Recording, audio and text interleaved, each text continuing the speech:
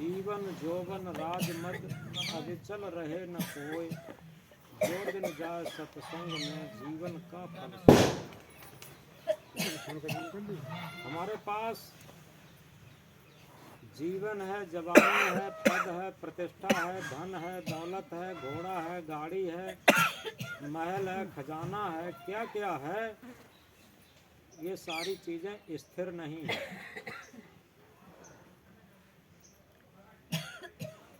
हम सत्य के साथ जो जीवन अपना व्यतीत कर लेते हैं, जीवन की सांसें जो व्यतीत कर लेते हैं, वही सच्चा जीवन है। हम समझ नहीं पाते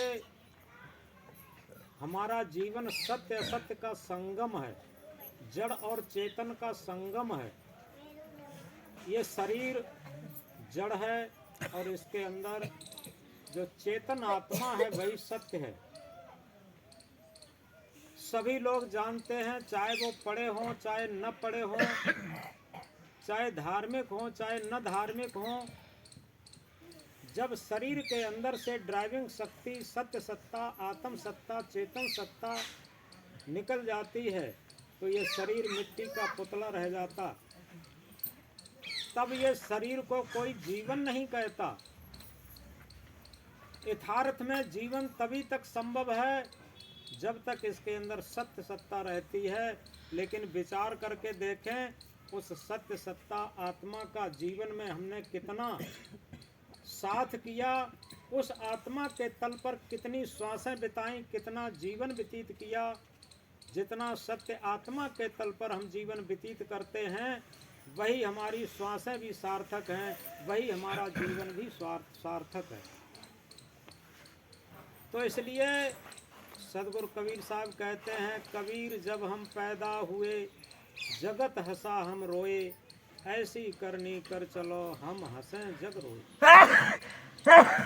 बच्चा जब जन्म लेता है तो सारा समाज खुशी मनाता, परिवार बधाई बजाता, ढोल बजाता, लेकिन वही बच्चा रोता है। दुनिया में मनुष्य के अलावा जितने भी प्राणी हैं, चाहे वो पशु रूप में हो चाहे पक्षी रूप में हो, वो किसी का बच्चा रोते रोते जन्म नहीं लेता, शिकायत करते करते जीवन व्यतीत नहीं करता और पश्चाताप के टप टप आंसू गिराते हुए नहीं जाता। केवल जो सृष्टि का सिरमौर प्राणी मनुष्य, इसका बच्चा रोते रोते जन्म लेता, शिकायत करते करते जीवन व्यतीत करता और पश्चाताप के टप टप आंसू गिराते हुए चला जाता। ये मनुष्य जीवन की एक कहानी रहती। तो इसीलिए सदगुरु क्या कहते हैं, जगाते हैं, कबीर जब हम पैदा हुए जगत हंसा हम रोए। बच्चा जब जन्म लेता है तो बच्चा रोता है और समाज परिवार हंसता है, ढोल बजाता। आगे सदगुरु कबीर साहब कहते हैं, ऐसी करनी कर चलो हम हंसें जग रोए। हम ऐसा कर्तव्य पथ, परमार्थ पथ, भक्ति का पथ, साधना का पथ और इसी तरीके से मानवता का पथ अपनाएं, जिससे कि हम प्रसन्नता में जाएं और समाज हमारे लिए रोए। करके कमाई ऐसी जो साथ जा सके।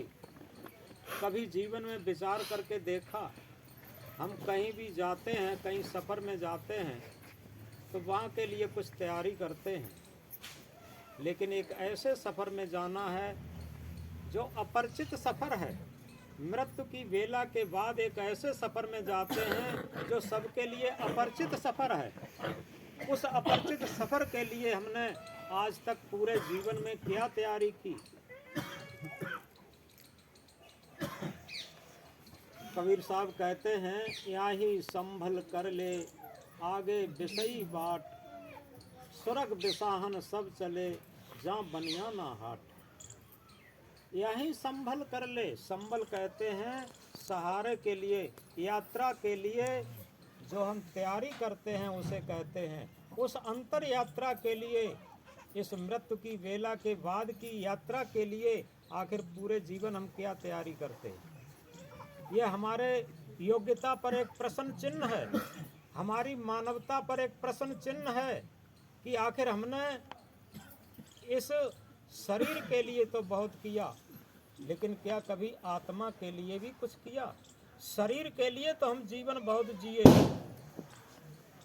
लेकिन आत्मा के लिए भी कुछ जीवन जिए। ये विचारणी सब्जेक्ट है।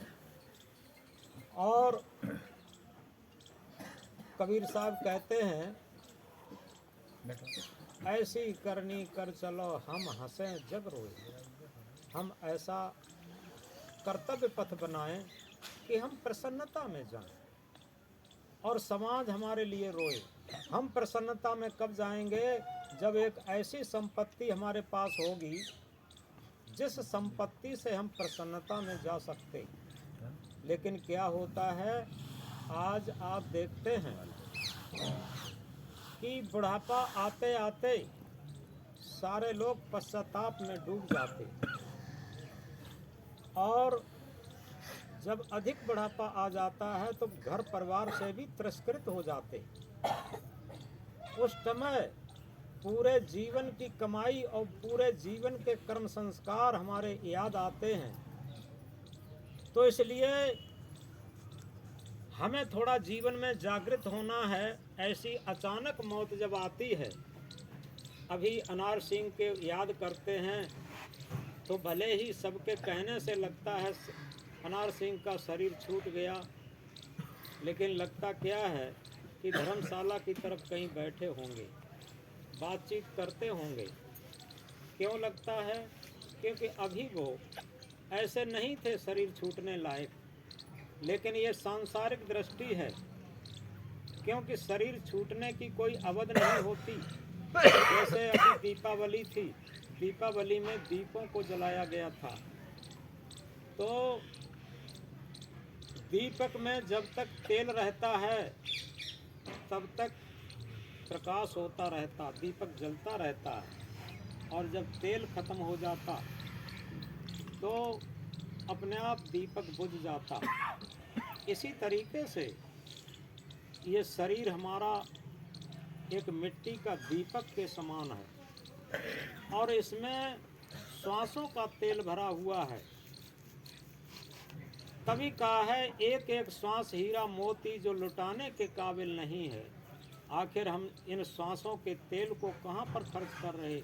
इन हीरा मोतियों से ज़्यादा कीमती श्वासों को हम कहाँ पर खर्च कर रहे? छल कपट में, बेईमानी में, धूर्ती ठगाई में, मेड़ काटने में, असत्य बोलने में कहाँ खर्च कर रहे? इस बात को गहराई से समझना है। तो इसलिए जो श्वासों का तेल जब खत्म हो जाता है तो किसी अवस्था में हो, और तब दीपक बुझ जाता, ये जीवन रूपी दीपक बुझ जाता। आखिर ये कभी विचार करके भी देखा कि दुनिया की सारी संपत्ति देकर भी जीवन के बीते हुए क्षण, जीवन की बीती हुई सांसें हम वापस नहीं कर सकते। इतिहास प्रसिद्ध सिकंदर सम्राट, जिसका उदय से अस्त तक राज्य था, जो भारत के कुछ हिस्से पर विजय प्राप्त करके अपने देश यूनान लौट रहा था, एक बीहड़ जंगल में वो अपने साथियों के साथ रास्ता भटक जाता है। जंगल में अकेला रह जाता, उसे प्यास लगती है, तब पैदल यात्रा होती थी अधिकतर। अब वो विचार करता है मन में, अगर आध घंटा पानी न मिला तो प्राण पखेरु उड़ जाएंगे और ये उदय से अस्त तक राज्य सब छूट जाएगा। सिकंदर सम्राट छटपटाता है जंगल में, तब तक उसे एक झोपड़ी दिखाई देती है। उसे आशा बंधी, इस झोपड़ी तक कोई व्यक्ति जरूर होगा, वहाँ हमें पानी जरूर मिलेगा। सिकंदर सम्राट वहाँ जाता है तो क्या देखता है, उस जंगल में उस झोपड़ी पर एक संत अपना भजन ध्यान में लीन थे। सिकंदर ने जाकर के अपने जूतों की आहट की आवाज से संत ने आंखें खोली। आंखें खोल करके और सिकंदर को ऊपर से नीचे तक देखा और देख करके फिर आंखें बंद कर ली। और जैसे ही आंखें बंद की, सिकंदर को बहुत क्रोध आया, क्योंकि क्रोध उतना ही आता है जितना जिसको अहंकार होता है। अहंकार और क्रोध दोनों साथ साथ रहते हैं। जितना जो अहंकारी होगा उसे उतना ही क्रोध होगा, और जिसके पास ये मायावी पदार्थ ज़्यादा होते हैं उसे ज़्यादा ही अहंकार होता। तो सिकंदर को क्रोध आया। क्रोध में भड़कता हुआ बोला, क्या तुमने मुझे पहचाना नहीं? क्या तुम मेरा नाम नहीं जानते? और मुझे सिकंदर सम्राट कहते हैं। भारत मेरा गुलाम देश है। तुमने मुझे देख करके आंखें बंद कर ली। ये संत से वाणी कही। संत ने बड़ी शालीनता में कहा कि महाराज, मैं आपको जानता भी नहीं, मैंने आपका नाम भी नहीं सुना, और चाहे भारत के आप गुलाम हो, चाहे भारत आपका गुलाम हो, मुझे क्या लेना देना। हम इस जंगल में रहते हैं और अपने अविनाशी का भजन करते हैं और कंद मूल फल खाते हैं, मुझे क्या लेना देना आपसे। इतनी निर्भीक और गंभीर सत्यवाणी सुनकर के सिकंदर का अहंकार गला। और जब अहंकार गलता है तो जानते हो सत्यता की स्थिति आती है। दुनिया में सबसे बड़ी बाधा अहंकार की ही है। चाहे वो पत्नी के रूप में हो, भाई भाई के रूप में हो, पिता पुत्र के रूप में हो, गुरु शिष्य के रूप में हो, स्वामी नौकर के रूप में हो, अध्यापक विद्यार्थी के रूप में हो, किसी रूप में हो, प्रेम में सबसे बड़ी बाधा अहंकार ही है। तो सिकंदर का जब अहंकार गला तो उसने कहा, महाराज आप ठीक कहते हो, लेकिन मुझे बहुत बड़ी प्यास लगी है, मुझे एक लोटा पानी पिला दो, मुझे एक लोटा पानी पिला दो, अन्यथा मेरे प्राण पखेरु उड़ जाएंगे। ये उदय से अस्त तक राज मेरा सब छूट जाएगा, और मेरे पत्नी, मेरे बच्चे, मेरी माँ, ये तड़फते रह जाएंगे मेरे बिना। ये सिकंदर ने कहा। तो संत ने कहा, ठीक है महाराज, मैं अभी आपको एक लोटा ठंडा पानी पिला रहा हूँ, लेकिन इससे पहले आपसे एक क्वेश्चन है, एक प्रश्न है कि आप इतने बड़े सम्राट हैं, एक लोटा पानी का क्या शुल्क दे सकते, क्या फीस दे सकते, क्या कीमत दे सकते। इतना सुनते ही सिकंदर को फिर अहंकार भभका, और ये संत को उनका अहंकार भभकाना ही था। अहंकार भभका और ये कहा, क्या शुल्क दे सकते, मेरा उदय से अस्त तक राज्य है, और उदय से अस्त तक राज देकर एक लोटा पानी पीकर मैं अपनी प्यास बुझाऊंगा और अपने प्राणों को बचाऊंगा। संत ने ला करके तुरंत लोटा पानी दिया। सिकंदर लोटा पानी पी ही रहे थे, संत ने याद दिलवाई कि राजन, जिस उदय से अस्त तक राज्य की आप अहंकार करते थे, वो याद रखें, ये अपने होश में आए। उसकी कीमत जानते हो कितनी है? एक लोटा पानी। क्योंकि आपने कहा कि उदय से अस्त तक राज देकर और एक लोटा पानी पीकर अपने प्राणों को बचाएंगे, तो उसकी कीमत जानते हैं क्या हुई? एक लोटा पानी। अब सिकंदर ने तब तक पानी पी लिया था और बाद में बिल्कुल अहंकार गला कि वास्तव में जिसका हम अहंकार करते थे वो केवल एक लोटा पानी ही तो उसकी कीमत है। जब अहंकार गला और संत ने समझ लिया इसके अंदर अब विनम्रता आई, संत ने कहा कि राजन चिंता मत करो, ये तो केवल परीक्षा थी, आपका अहंकार गलाना था, मुझे कोई तुम्हारा राज लेना नहीं है, इसकी चिंता मत करो, लेकिन अहंकार गलाना था।